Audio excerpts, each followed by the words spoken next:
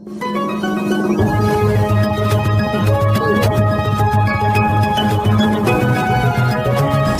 शहरात गुन्हेगारीवर आळा घालण्यासाठी पोलिसांकडून कठोर कारवाई सुरू असून आणखी एका गुन्हेगार टोळीवर तडीपारीची कारवाई करण्यात आली आहे।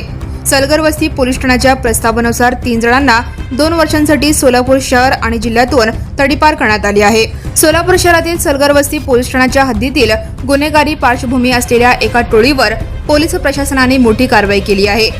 या टोळीतील 3 सदस्यांना 2 वर्षांसाठी सोलापूर शहर आणि उर्वरित सोलापूर जिल्ह्यातून तडीपार करण्यात आली आहे।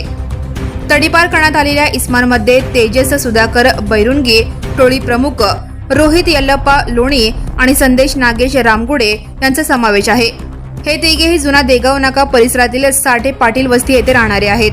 त्या तिघांविरोधात 2021, 2022, 2023 आणि 2025 या कालावधीत मारहाण, दंगल, चोरी, घरफोडी यांसारखे गंभीर गुन्हे दाखल आहेत। या पार्श्वभूमीवर सलगर वस्ती पोलीस ठाण्याकडून महाराष्ट्र पोलीस अधिनियम 1951 चे कलम 55 अन्वये तडीपार प्रस्ताव सादर करण्यात आला होता। या प्रस्तावाची दखल घेत पोलीस उपायुक्त परिमंडळ सोलापूर शहर श्री प्रीतम यावलकर यांनी आदेश जारी करत तिन्ही आरोपींना 2 वर्षांसाठी सोलापूर शहर व उर्वरित सोलापूर जिल्ह्यातून तडीपार करण्याचे आदेश पारित केले आहेत।